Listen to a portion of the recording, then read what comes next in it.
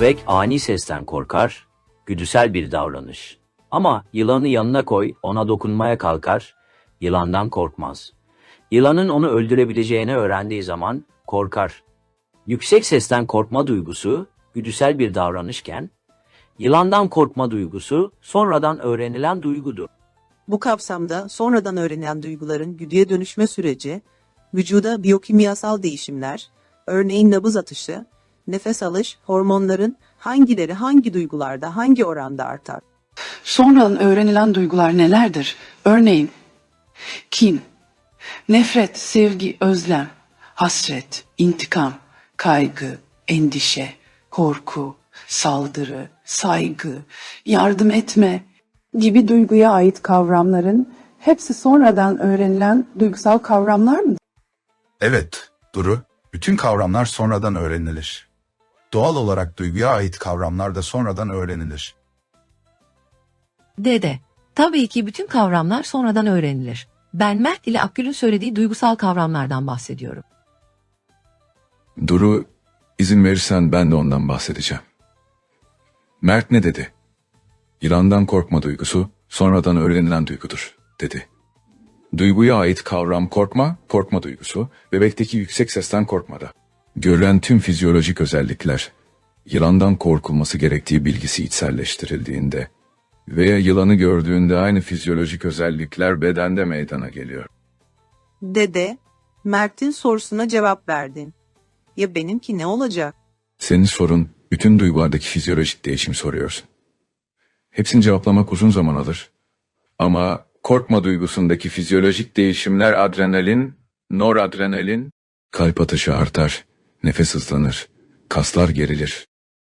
Sonradan öğrenilen duygular, güdüsel duygulardaki gibi fizyolojik tepkiler veriyor. Bir anlamda sonradan öğrenilen duygulara da güdüselleşmiş duygular diyebilir miyiz? Elbette diyebiliriz. Sonradan öğrenilen duygusal kavramlar zamanla içselleştirilir. Bir birim süre sonra eşiğe atladığında artık o sonradan öğrenilen duygusal kavram olmaktan çıkar. Senin güdün olur. Yani birine yılan zehirlidir. Seni sokarsa ölürsün dendiğinde bu kişi hemen korkma duygusunu yılan kelimesini duyduğunda korkma duygusundaki güdüsel tepkimeler meydana gelir mi? Bakın bu konuda bazı düşüncelerim var. Akgül, bir kişinin önceden yılanın birini sokarak zehirlemesiyle ilgili bir film izlemediyse, bir hikaye okumadıysa ya da dinlemediyse, güdüsel tepkimeler olmaz. Bizim davranışlarımızı ve duygusal kavramları öğrenmemizde birçok rol model vardır. Bu rol modellerin bize öğrettikleri belirli bir aşamaya geldiğinde, Duru'nun söylemiyle eşiği atladığımızda, duygusal kavramlar güdüye dönüşür. Bir duygusal kavram bir tek rol modelden öğrenilmiyor. Belki de yüzlerce rol model görüldükten sonra o duygusal kavram sende içselleşip güdüleşiyor. Oğuz dede, duygusal kavramların içinde insana yakışan insanı insan yapan duygusal kavramlar var. Bir de insana insanlıktan çıkaran duygusal kavramlar var. Duygusal kavramları ikiye mi bölüyorsun? Sanki sen bölmüyorsun. Bütün insanlar duygusal kavramları ikiye böler. Yani ben de ikiye bölüyorum. Hiç farkında değilim nasıl bölüyorum. Şaka yapmayı bırak Mert. Burada çok ciddi bir konu hakkında bilgilenmeye çalışıyoruz. Hem sana küfür edildiğinde, hakaret edildiğinde, aşağılandığında insanlığından çıkmıyor musun?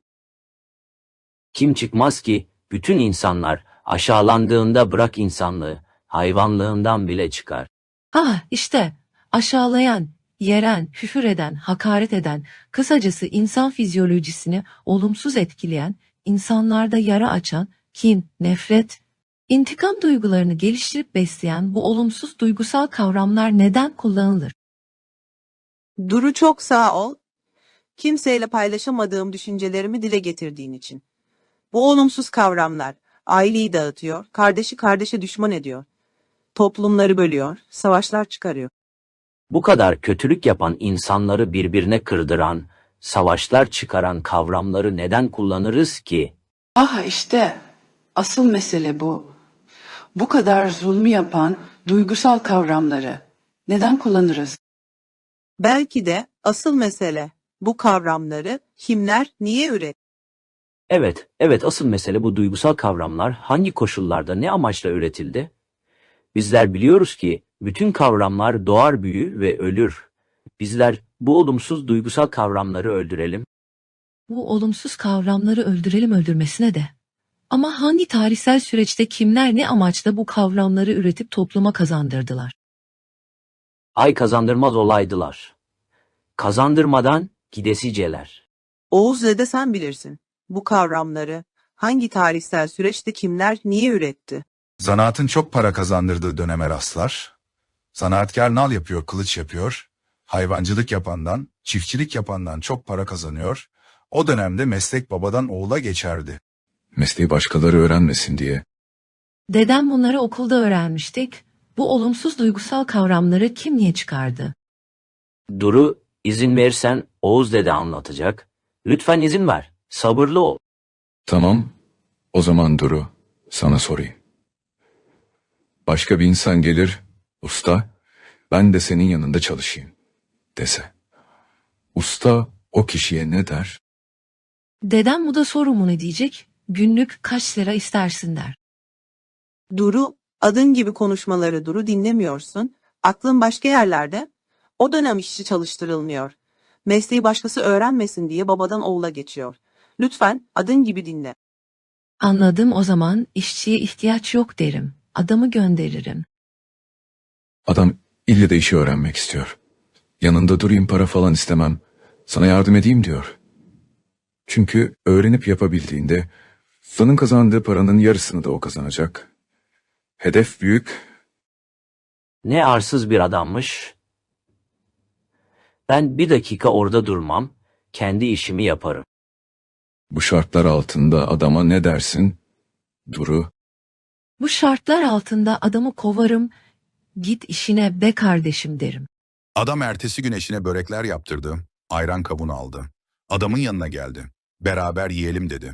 Arkadaş olmaya çalışıyor, baklayı ağzından çıkarıyor. Ya! Bana biraz göstersen, yardımcı olsan, böyle bir dükkan ben de açsam. Yardım etsene diyor. Zanaatkar bu durumda ne yapıyor? Hazır börekleri yedi, ayranı içti, kavunu yedi. Herhalde, hadi gel şu karşı dükkanı tutalım sana. Ben de yetemediğin yerde eksiklerini gösteririm. Kardeş kardeş kazanırız mı dedi. Sen öyle mi derdin? Usta söyle söylüyor. Bu bir yetenek meselesi. Senin bu konuda yeteneğin yok, yapamazsın. Karşı dükkanı tutsak da beceremezsin. Harcadığın paralar heba olur. Günah çoluk çocuğunun rızkını böyle şeylerle heba etmem. Vay be, adamın böreklerini ye, ayranını iç, üstüne kavunu da ye. Üstüne adamı beceriksizlikle, yeteneksizlikle aşağıla, kendini ondan psikolojik olarak adamı pasifize et, edilgenleştir. Kendine olan güvenini kaybettir, güvensizleştir. Onu deneme gücünü bile onun elinden al. Olumsuz duygusal kavramların doğuşunun nedeni para. Bu kavramları üretenler, parayı kazananlar, Parayı kazanamayanları aşağılayarak, yererek, hatta küfür ederek onları pasifize ediyor, edilgenleştiriyor. Parayı kazanana biat eden, ne derse o olur diyen bir yapıya dönüştürüyor. Psikolojisini, motivasyonunu, beynini esir alıyor. Kendisiyle rekabet edecek kitleleri teslim almış oluyor. Parayı kazananlar işi çözmüş, sonradan öğrenilen duygusal kavramların insanı nasıl etkilediği, biyokimyalarının bozulmasının biyolojik hastalıklara neden olduğunu, psikolojik hastalıkları ürettiğini, kısacası insan davranışlarını çözmüşler. Oğuz Dede 1940'lı yıllarda Amerika'dan borç para ve silah satın alıyoruz. Amerika satın aldığımız silahları ve borç parayı Amerikan yardımı olarak hem basında hem de radyoda duyurulmasını anlaşma metinlerinin içine koyuyor. Aslında silah satın almak ve faizle borç para almak iki devlet arasında ticari bir ilişkidir. Yardım ise bunların karşılıksız verilmesidir. Anlaşma metnine bunları yardım adı altında olduğunu, basın ve radyo aracılığıyla Türk milletine bunun duyurusun yapılmasındaki amaç nedir?